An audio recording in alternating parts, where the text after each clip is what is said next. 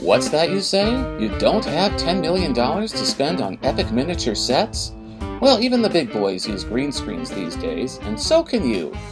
Shooting your stop-motion characters against a green or blue screen enables you to place your action in locations that go beyond what can fit on your humble animation table. But shooting quality green screen shots can be tricky, so here's a tutorial about it.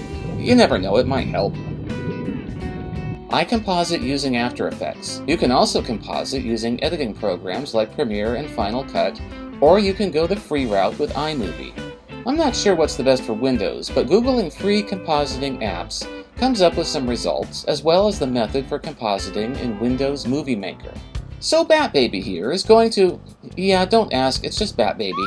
Okay, for something like this steam effect, shoot the scene as you normally would, and in editing, add the effects element.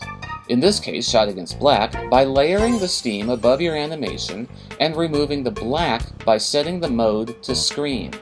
This method is not a filter, it's the blending mode. You can play around with color filters as well. For this kind of effect, animate on glass over blue or green paper, mask out the sides if needed, apply the blue or green screen filter, and composite this over the background. Now how about making a character swing through the air? Position your character in front of a green poster board and cover the supports with trimmings from that poster board.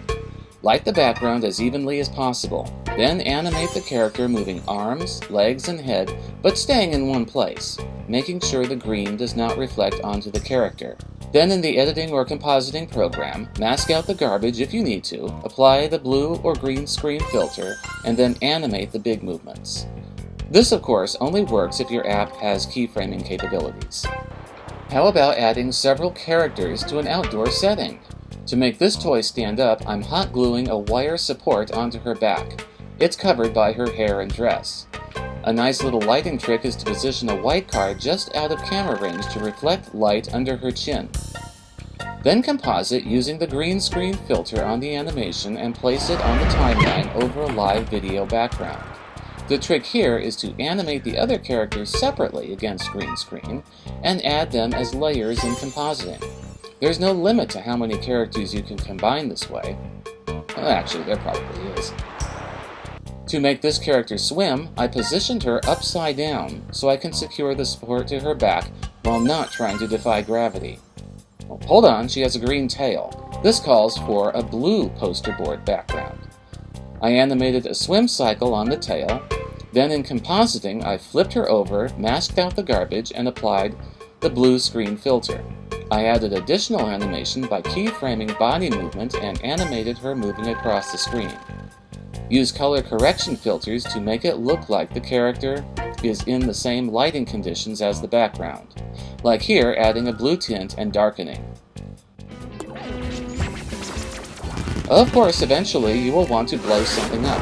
I found several green screen explosion elements on YouTube. Just like the smoke effect, animate the scene as you normally would and add the explosions in compositing, though for these, apply the green screen filter.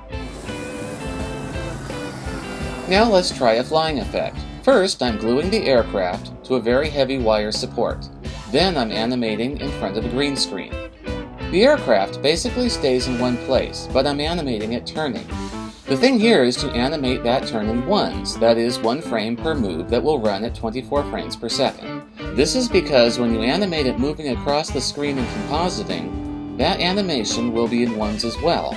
If something is animated in twos and then composited with movement in ones, it chatters.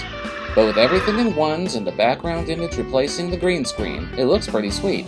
And so will your animation, even if you don't animate a silly knockoff character like Bat Baby. Just try out all the things you can do with green screen elements to go beyond the confines of your stop-motion animation space. Though I don't recommend animating slime, it's just too hard to control.